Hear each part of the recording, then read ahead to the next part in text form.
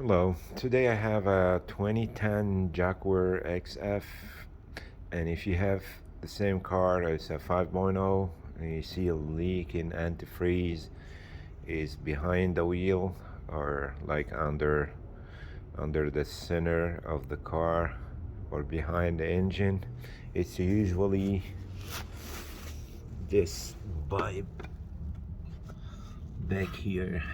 The one is connected in between both cylinder. That's usually is your problem. I have ordered it online here, and I don't know if the box showing the number. I got it on eBay cheap, like maybe $30-40, something like that.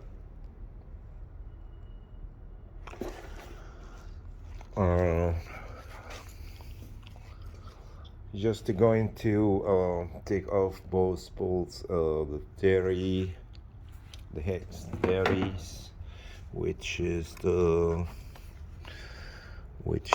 this one. And if you have this